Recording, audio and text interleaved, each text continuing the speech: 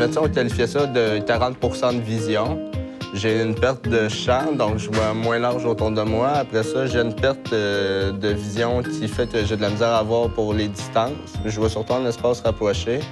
Bon, je suis daltonien. Après ça, je suis un peu de strabisme. Pour le reste, en gros, c'est ça ma déficience visuelle. Ma déficience visuelle découle du fait que j'ai été opéré à l'âge de 12 ans. Je suis rentré à l'hôpital dans un état assez critique. À la fin, j'étais plus capable de parler. Puis après ça, je tombais dans le coma. J'avais un kyste au niveau du cervelet. C'était gros à peu près comme une orange, dans la boîte crânienne. Après être tombé malade, j'ai perdu la vision graduellement. Ça a comme été une année d'adaptation au primaire. J'ai travaillé fort, puis après ça, j'ai continué l'adaptation au secondaire. Je crois que pour tous les jeunes, en fait, rentrer au secondaire, c'est un passage qui est assez dur, mais en fait, avec une déficience visuelle, c'est juste un défi, en fait, qu'il faut relever de plus. OK, peut-être que j'ai de la difficulté à voir, mais par exemple, avant, j'étais intelligent, j'avais de la facilité à l'école, et ça changera pas. Je veux dire, je vais continuer d'être intelligent, je vais me donner plus la peine, mettre plus d'énergie, comme ça, bien, je vais pouvoir donner le même résultat.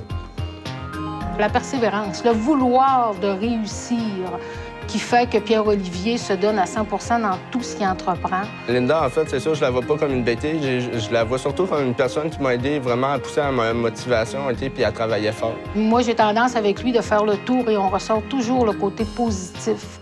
On ne l'oublie pas, le côté négatif, mais on s'en sert pour apprendre pour la prochaine fois. Des fois, les personnes me disent « T'as une déficience visuelle. » Oui, mais je suis un humain, puis je suis heureux, puis la vie est belle. Pierre-Olivier, c'est un petit gars qui écoute énormément, qui prend soin des autres, qui pense beaucoup aux autres.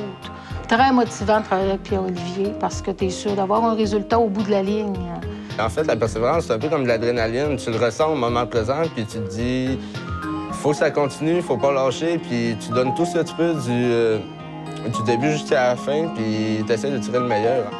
Je sais pas, c'est un peu comme un état d'esprit ou une façon de voir les choses.